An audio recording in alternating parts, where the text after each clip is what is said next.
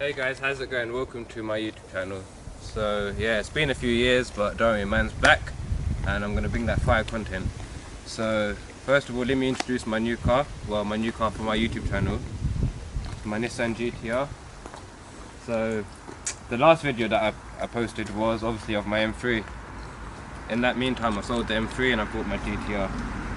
So let me take you around the car first. I'll show you what I've done and the slight differences between this and the CBA model, which is the previous model.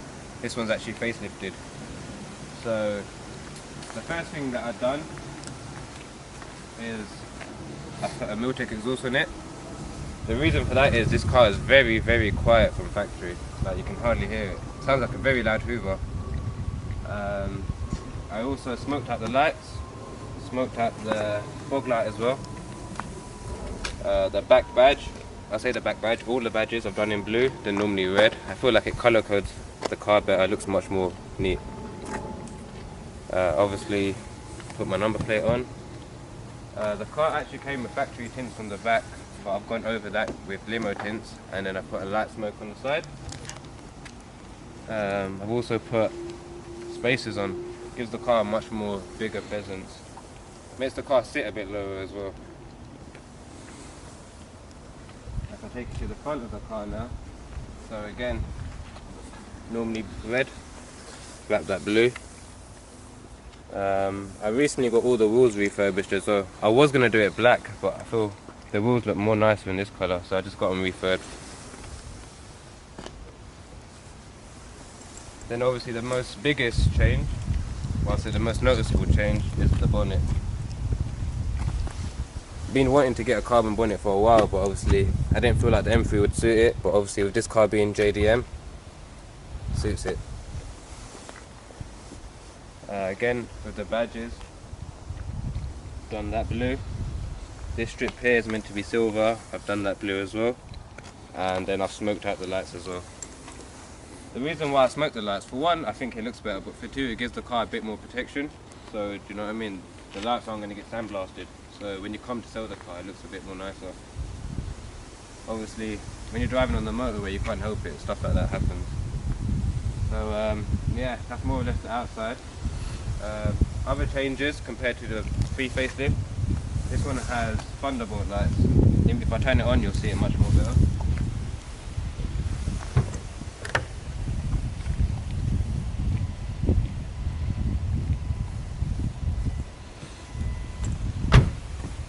So yeah, the Thunderbolt lights look much nicer personally, which is why I went for the 14 plate. If I was to get a previous year, I probably still would have put these lights on because it sets it off much more nicely. So inside wise, I haven't really done much.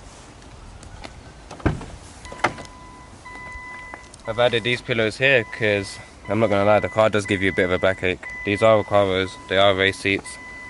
This made a world of difference. And then I've changed the Alcantara. Sorry, I've changed the steering wheel to an Alcantara one. So obviously when you're driving fast, your hands do tend to sweat. That soaks it up nicely, so it gives you much more grip. But yeah, that's the walk around of the car done. Let's go for a drive.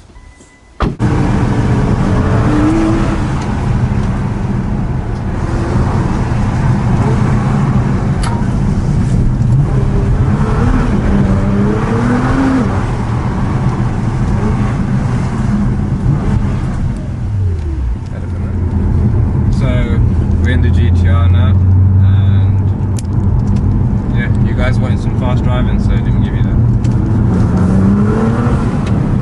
Yesterday I drove my friend's GTR and he ain't got the steering wheel, and this makes a world of difference. The old one's very thin, and it's fully leather as well, so when you're driving your hands do a little bit slip. This gives you much more grip.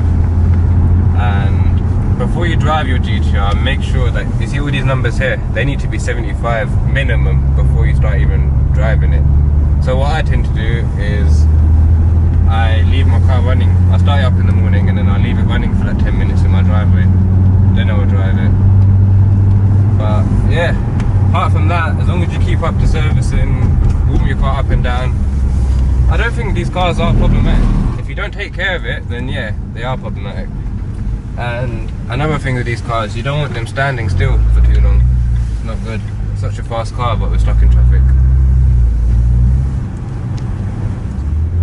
Weather's a bit shit, but doesn't matter.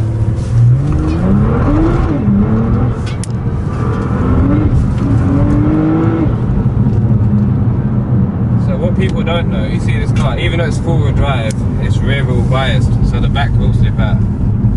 Obviously we've got traction semi-off. This is fully off, but yeah, this is fine. That's more than enough.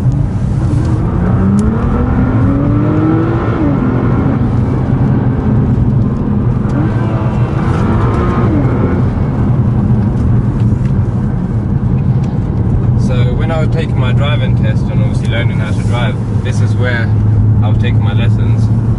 So yeah, I know these roads at the back of my hand.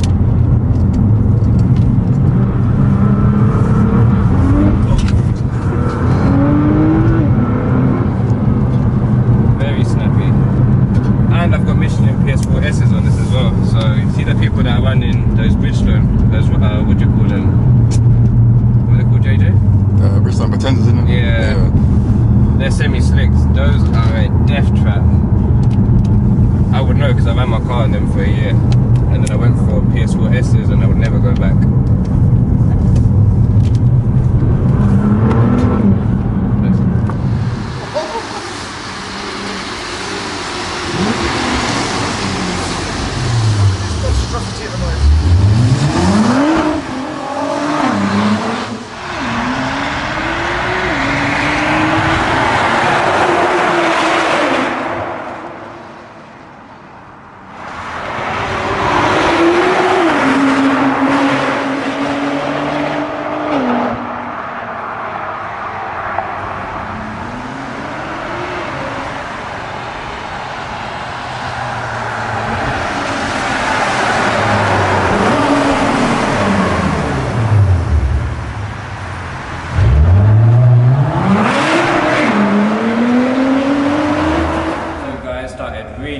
Pissing it down, so me and JJ had to come find shelter in Tesco.